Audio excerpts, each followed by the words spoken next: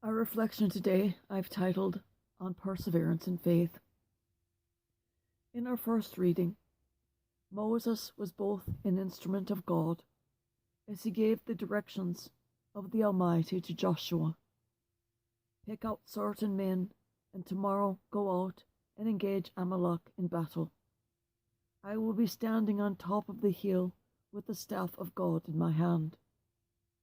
And Moses was also the instrument of war and destruction, through which the Almighty gave his power to Joshua on the field of battle.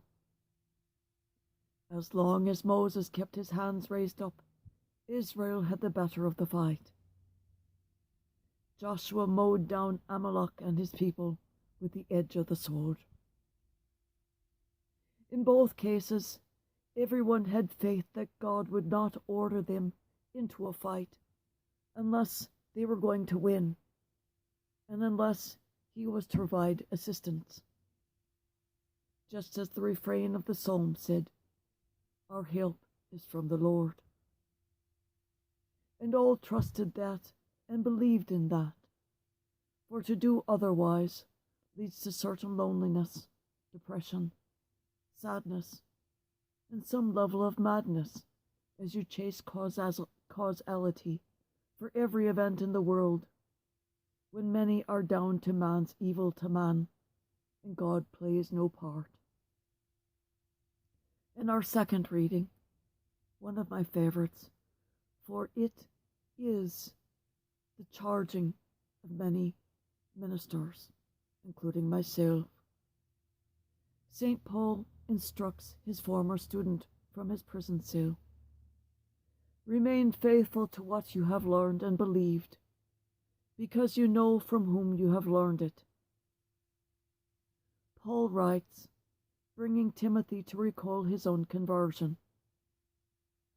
Timothy's faith in God's love was strong from before he was a Christian, for he had to believe very strongly and without any understanding to be able to convert.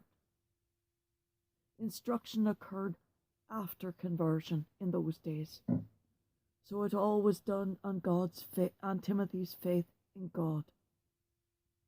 What incredible love and what strong faith. But in the gospel, Jesus asks, when the Son of Man comes, will he find faith on earth? When the Christ returns, he will be looking for people who believe as Timothy did, with great love and strength, but also believing as the Israelites did, turning to the Lord for their strength and for their help, trusting in the Lord to be present with their saving grace. Do you believe that your help is from the Lord? Or do you turn elsewhere for your help? Ask yourself why you answered this way. Do you believe that the scriptures come from God to be written by a human? How else did they come to be?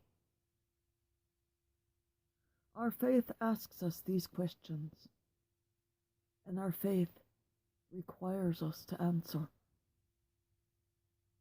If you don't believe in the basic divinity of the scriptures, but then they were screwed with by man in their various retranslations, then you don't believe in what I speak and read to you each day. You need to examine your beliefs, your foundations, periodically, so that when the Christ asks you point blank, will I find anyone of faith?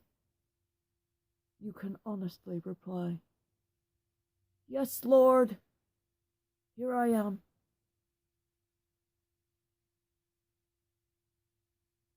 But that needs to be your answer.